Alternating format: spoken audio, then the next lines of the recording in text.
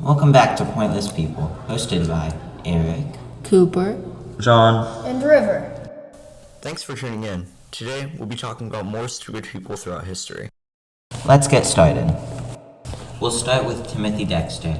He was a second grade dropout and exported Bibles to the East Indies and stray cats to the Caribbean islands to make a profit. How do you think he even rounded up stray cats? Do you think he just picked them up from alleyways?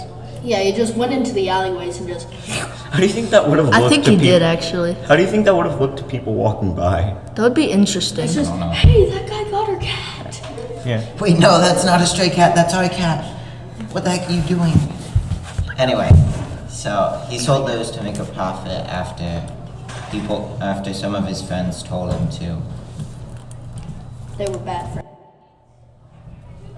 Lucky for him, Eastern missionaries at that time were in need of Bibles, and the Caribbean welcomed a solution to rat infestation for the cat, because the cats would eat the rats. He also hoarded whale bones by mistake, but ended up selling them profitably as corset stays. He transported coal to Newcastle when his friends told him to.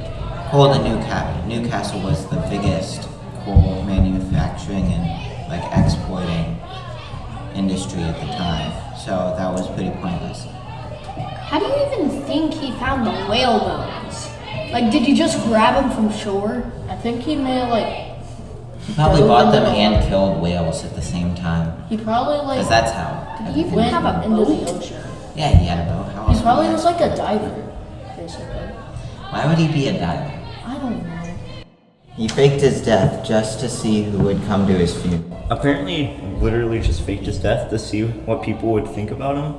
And whenever he saw his wife not crying because she did not care that he died, he literally jumped from behind a tree and started beating her over the head with a stick, which is horrifying.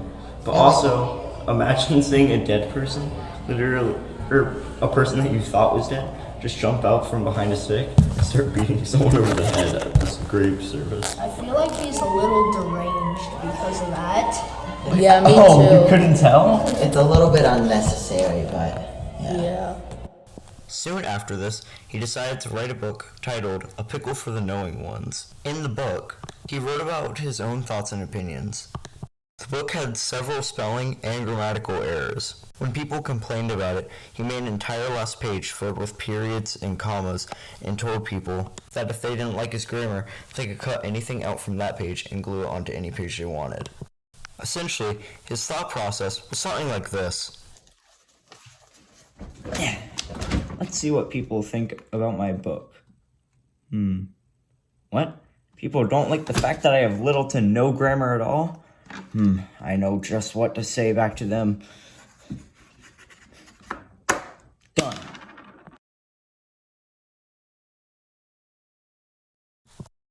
Another person that was really stupid was Michael Malloy. He kept on harassing random people at his local bar, and the bar had enough of it, so everyone working there came up with a plan to take a life insurance policy on him, and then try to kill him by giving him a bunch of different alcohol because he couldn't control himself. But apparently, this guy could drink more than Demo Man from TF2 because they gave him several shots of wood alcohol, which, by the way, one shot of wood alcohol is enough to kill a person. Bro's the ultimate drunk. And then he drank 20 extra beers in the middle of that. He didn't die through that entire thing. He only died whenever they knocked him unconscious, and then basically dragged him to a back room and stuck a lead pipe through his mouth and pumped gasoline into it, which is very, very violent. But as you can tell, that was a far cry from their original plan. So whenever they actually tried to take out the life insurance policy, they realized, they're going to come investigate it now, and they're definitely going to find out that we murdered him. Okay, our next person will be Emperor Norton. Emperor Norton was born in 1818 on February 4th in England. However, he spent most of his life as a child in South Africa. He later moved to Boston in March of 1846. Later, in 1849, he moved to San Francisco, California. He was basically piled up in debt, and one day he basically just said, "Screw it, I hate my taxes. I'm the Emperor of San Francisco now." Bro's the captain now. That's it. I'm tired of paying taxes. I'm the emperor of this democracy now. No, wait, you can't just declare yourself. Shut up. Look at me. I'm the captain now. Surprisingly, people literally just like went along with it because they thought that it was funny, and they even made like toys of him. He made his own dollar, and some of them are still floating around today. For our next person, it isn't really a person because we don't know who actually designed this. But for a second, can we just talk about who the heck had the idea to design the redcoats the way they did? I mean, they literally designed a moving target. I would have loved to been on the other side of the war. I'd just have free target practice every time we got into battle. I mean, bro, imagine what it must have been like pitching this idea. Soldiers, these will be your new uniforms. Is it too late to unenlist? Okay, next person that we're gonna talk about is... Well, that's it. Enough said. Our next person is Calico Jack. Calico Jack was a pirate captain during the mid-18th century. He stole many ships when he first became the captain. After taking a ship with a lot of treasure as it was sailing away inside of the port, the merchants got very angry and chased him for 3 months until they got his ships. He and most of his crew escaped capture on land. He was also stupid drunk all the time. Yeah. Look.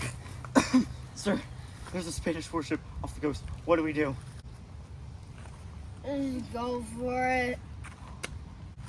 But sir, they have, I think, like 5 times more of the power, firepower than us. I am the captain. You listen to me. Good job, everybody. That was so fun.